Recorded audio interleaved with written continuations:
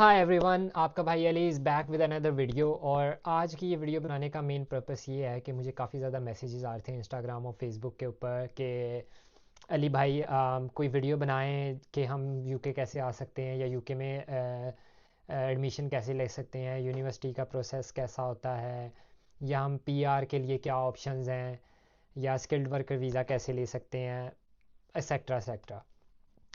तो आज थोड़ा सा मैं आपको अपना बैकग्राउंड भी दूंगा कि बेसिकली मैं खुद क्या करता हूँ, मेरी क्वालिफ़िकेशन क्या है।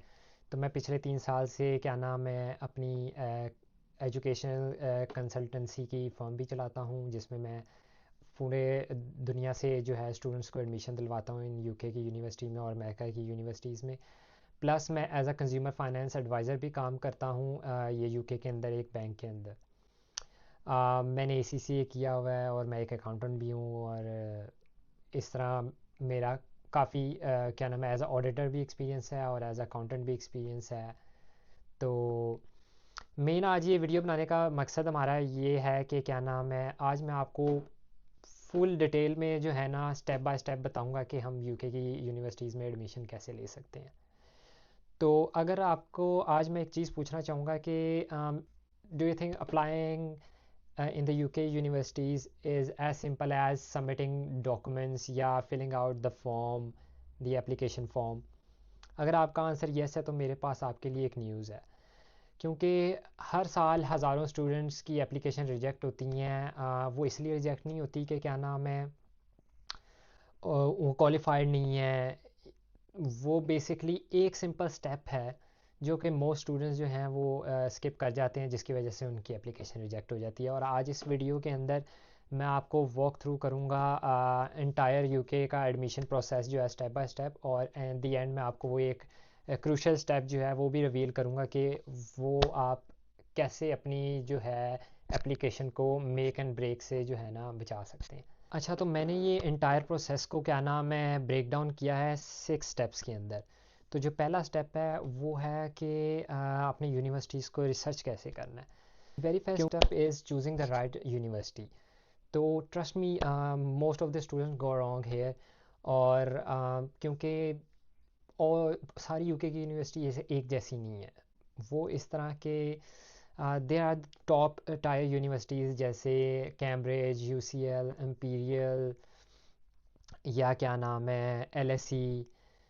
ये टॉप टायर यूनिवर्सिटीज़ होती हैं जो दुनिया में जिनका नाम है। और फिर देन आ जाती हैं मिड टायर यूनिवर्सिटीज़ जैसे क्वींस मैरी यूनिवर्सिटी हो गई, या University of Edinburgh, Reading, Cardiff, और यूनिवर्सिटी ऑफ मैनचेस्टर।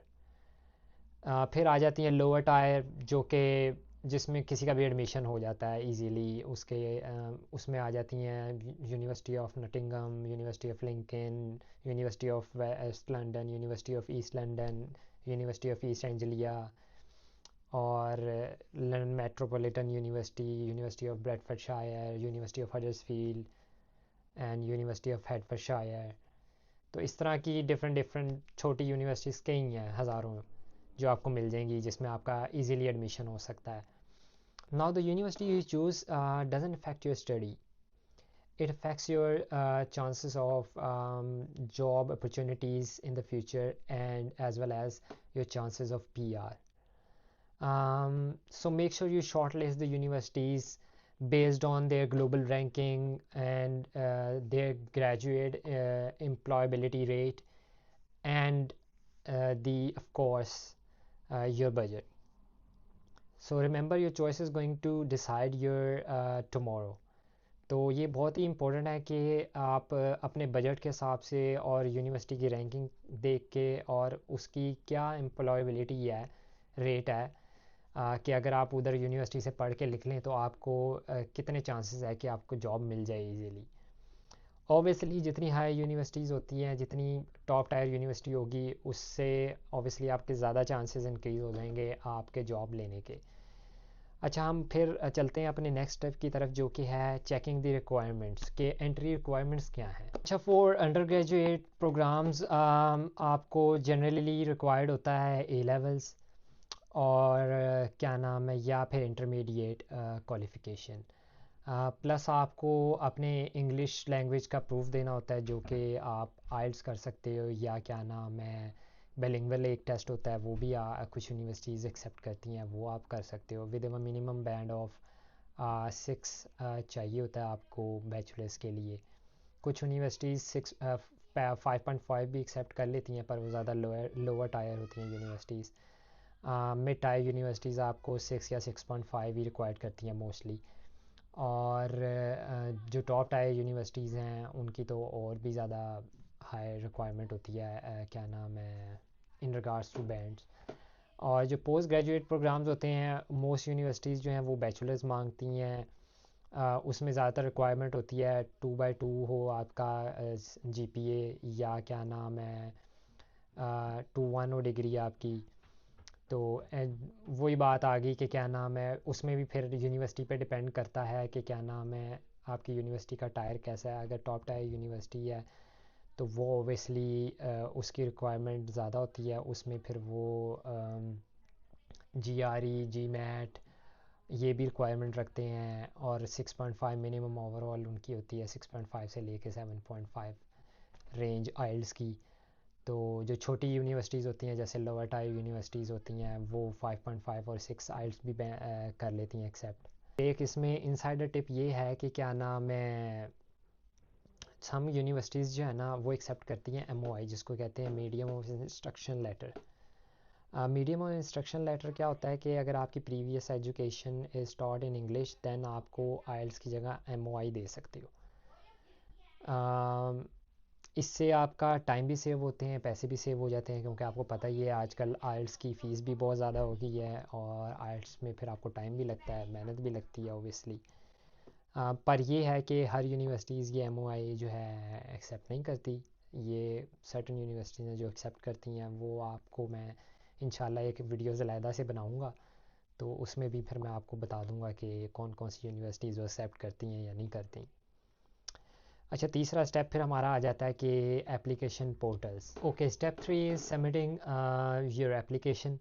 और for undergraduates usually applications जो है वो सबमिट होती हैं यूकैस के पोर्टल के थ्रू। आप 5 यूनिवर्सिटीज़ जो है ना अप्लाई कर सकते हो एक फॉर्म के साथ। और फॉर पोस्ट ग्रेजुएट वो आप डायरेक्टली उनकी वेबसाइट पे जाके वहाँ से अप्लाई कर सकते हो यूनिवर्सिटी की। अच्छा, एप्लीकेशन फ़ीस जो है वो रेंज करती है, क्या नाम है, 20 पाउंड से लेके 60 पाउंड के बीच में, डिपेंडिंग ऑन द यूनिवर्सिटी। और कुछ यूनिवर्सिटीज़ तो एप्लीकेशन फ़ी चार्ज भी नहीं करती, फ्री ऑफ़र करती हैं। तो पर वो डिपेंड करता है कि पीरियड ऑफ द टाइम क्या है। अगर सितंबर सेशन है तो मे बी वो चार्ज करें आपको या फ्री कर दें, या फिर वो आपको जनवरी के सेशन में चार्ज करें या फ्री कर दें, डिपेंडिंग ऑन द यूनिवर्सिटी।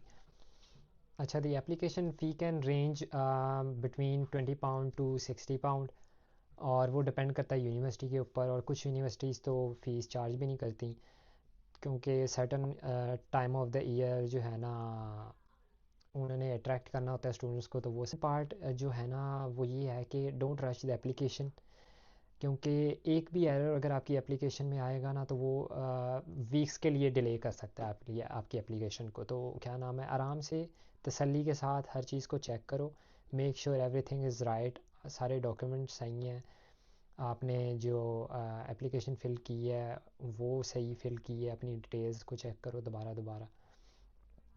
फिर आ जाते हैं अब हम अपने फोर्थ स्टेप के ऊपर, जो कि है पर्सनल स्टेटमेंट और रेफरेंसेस। अच्छा, काफ़ी स्टूडेंट्स को मैंने जो है ना देखा है कि क्या नाम है वो ना इसको इतना सीरियसली नहीं लेते, या इसको इतनी इंपॉर्टेंस नहीं देते। वो कहते हैं अच्छा यार ये बस ये तो हो ही जाएगी, ये तो बहुत इजी बाएं हाथ का गेम है उनके। पर जब वो क्या नाम है सबमिट करते हैं, या वो क्या एक ब्लेंडर में आ देते हैं कि वो ऑनलाइन जो टेम्पलेट्स होती है, या उनके किसी दोस्त ने कभी जो एडमिशन लिया होता है वो उनसे वो लेके वही छापा मार के जो है ना उसको थोड़ा सा आगे पीछे चेंज करके वो सबमिट कर देते हैं। पर्सनल स्टेटमेंट जो होती है ना वो आपकी सेल्स पिच होती है, तो यही आपका चांस होता है कि आपने एडमिशन टीम को जो है ना कन्विंस करना होता है कि you are the perfect fit. अच्छा, वो आप उसमें पर्सनल स्टेटमेंट में अगर आप 3 सिंपल से सवालों का जवाब अगर आप उनको दे दो ना, तो 100% आपकी जो है ना पर्सनल स्टेटमेंट जो है ना आपका 50% चांस जो है बढ़ा देती है एडमिशन का। उसमें 3 सवाल क्या हैं जी कि why you want to study this subject, why you have chosen this university, and how does this degree connect with your future career goals. अगर ये 3 जवाब आप दे दें, क्विक वार्निंग ये है, never copy from online template, जैसे मैंने आपको पहले बताया, क्योंकि अब यूनिवर्सिटीज़ जो हैं उनके प्लेजरिज्म चेक्स होते हैं। तो क्या नाम है, वो फ़ौरन पकड़ लेती हैं कि भाई इसने ऑनलाइन जो है ना छापा लगाया, या एआई से लिखवाओगे तो वो भी पकड़ी जाएगी। अब एआई भी उन्होंने जो है ना चेक्स लगाए हुए हैं, तो वो जब आप एआई से बनवा के अगर भेजोगे तो वो फ़ौरन पकड़ लेंगे। तो ये दोनों काम ही नहीं करने, इससे आपकी एप्लीकेशन जो है ना इंस्टेंटली ऐसे रिजेक्ट हो सकती है। तो अलॉन्ग विद दिस आपको फिर रेफरेंस भी प्रोवाइड करनी होती है। फॉर अंडर ग्रेजुएट्स आपको एक एकेडमिक रेफरेंस देनी होती है, वो आप किसी भी अपने पुराने टीचर की दे दो जो आपको अच्छी तरह जानता हो, मेक श्योर और जो पोस्ट ग्रेजुएट प्रोग्राम्स हैं उसके लिए आपको एक एकेडमिक देनी होती है, एक प्रोफेशनल देनी होती है। वो बेस्ट कॉम्बिनेशन होता है। मैं सबको यही रेफ़र करता हूँ कि आप एक एकेडमिक दो, एक प्रोफेशनल दे दो। पर ऐसे लोगों की दो जो आपको अच्छी तरह जानते हो। बस इस वजह से ना किसी का नाम दे दो कि उसका बड़ा फैंसी टाइटल उसके साथ लगा हुआ है, उसकी बड़ी क्वालिफ़िकेशन है, लेकिन आपको वो जानता ही नहीं है, ना आप उसको जानते हो, लेकिन आपने बस जो है अपनी एप्लीकेशन के चक्करों में, चांसेस बढ़ाने के चक्करों में भेज देते हो, तो वो जो है ना बड़ा रिस्की सीन है, तो वो ना करो। फिर जो अच्छा, जो फिफ्थ स्टेप है इसका नाम मैंने हिडन स्टेप रखा हुआ है। अच्छा, ये वही स्टेप है जो मैं वीडियो के स्टार्ट में जैसे आपको कह रहा था कि मैं आपको एक क्रूशल स्टेप बताऊंगा जो मोस्ट स्टूडेंट्स स्किप कर देते हैं और जिसकी वजह से उनकी एप्लीकेशन रिजेक्ट हो जाती है। वो स्टेप है प्रूफ ऑफ फंड्स। अब ये प्रूफ ऑफ फंड्स क्या होता है? बेसिकली प्रूफ ऑफ फंड्स एक रिक्वायरमेंट होती है जब आपने किसी भी यूनिवर्सिटी के लिए अप्लाई करते हो। तो आजकल यूनिवर्सिटीज़ भी और यूके होम ऑफिस भी, ये दोनों ही मेक श्योर करते हैं कि the student who is coming is able to live and study, so he should be able to afford the living expenses and the cost of studying in the UK। अच्छा, इसकी requirement क्या है? अगर तो आपकी यूनिवर्सिटीज़ जो है वो लंदन से बाहर है तो उसकी रिक्वायरमेंट 9,207 पाउंड है, जिसको हम मेंटेनेंस फ़ंड भी कहते हैं। मेंटेनेंस फ़ंड या प्रूफ ऑफ फंड से एक ही बात है। जो अगर यूनिवर्सिटी आपकी लंदन के अंदर है तो लंदन आपको पता है ज़्यादा एक्सपेंसिव है, तो लंदन के अंदर जो इन्होंने रिक्वायरमेंट रखी हुई है वो है 12,006 पाउंड। अच्छा, ऑन टॉप ऑफ दिस एक और रिक्वायरमेंट है, वो होती है कि आपने अपने फर्स्ट ईयर की फुल ईयर की जो यूनिवर्सिटी की फ़ीस है वो भी बैंक स्टेटमेंट में शो करनी होती है। वो भी मैं आपको आगे चल के बताता हूँ कि वो कैसे शो करनी होती है। अच्छा, इसमें एक कैच है कि जो आपका पैसे हैं ना वो आपके बैंक अकाउंट में 28 डेज़ के लिए कंसेक्यूटिव होने चाहिए बिफोर अप्लाइंग फॉर वीज़ा। एक भी दिन छूट होगा तो क्या नाम है वो आपका प्रूफ इनवैलिड हो जाएगा। तो मेक श्योर मैं इसलिए अपने हर जो भी मेरा स्टूडेंट मेरे पास आता है मैं उसको यही कहता हूँ कि भाई आप सबसे पहले जो है ना अपनी स्टेटमेंट बनाओ और फिर एप्लीकेशन स्टार्ट करो, फिर एप्लीकेशन अप्लाई करो। तो क्योंकि बड़े स्टूडेंट जो हैं, काफ़ी स्टूडेंट जो हैं वो ये मिस्टेक करते हैं कि अप्लाई कर देते हैं एप्लीकेशन, फिर जब यूनिवर्सिटी जब उनसे प्रूफ मांगती है फ़ंड्स का तो वो जो है तब स्टेटमेंट बनाना स्टार्ट करते हैं। उससे उनकी एप्लीकेशन भी डिले होती है या उनकी एप्लीकेशन काफ़ी यूनिवर्सिटीज़ तो रिफ्यूज़ भी कर देती हैं इसी बेस पे। तो ये जो है डिले भी होती है और रिफ्यूज़ होने का भी चांस होता है। तो मैं इसलिए कहता हूँ कि भाई आप पहले अपनी जो है ना प्रूफ ऑफ फंड्स आपका रेडी होना चाहिए। अगला स्टेप जो है आ जाता है कैज़ का, जिसको मैंने सिक्स स्टेप जो लास्ट स्टेप है वो है कैज़। कैज़ कैसे आपको मिलता है? अच्छा, जब आपकी एप्लीकेशन एक्सेप्ट हो जाती है और आपके रेफरेंसेस फिर चेक किए जाते हैं और फिर आपको यूनिवर्सिटी जो है कंडीशनल एक कैज़ इशू करती है, जो कि उसमें आपको वो कहती है कि भाई आप अपना आइल्स प्रोवाइड करो हमें, और जो है ना ये हमारी फ़ीस है डिपॉज़िट। जैसे अगर आपकी एक फ़र्स्ट ईयर की फ़ीस 10,000 पाउंड है तो उसमें से यूनिवर्सिटी आपको कहती है कि यार आप 30% इसका जो है ना डिपॉज़िट पे करो, 3,000 पाउंड इसका जो है आप पे करो।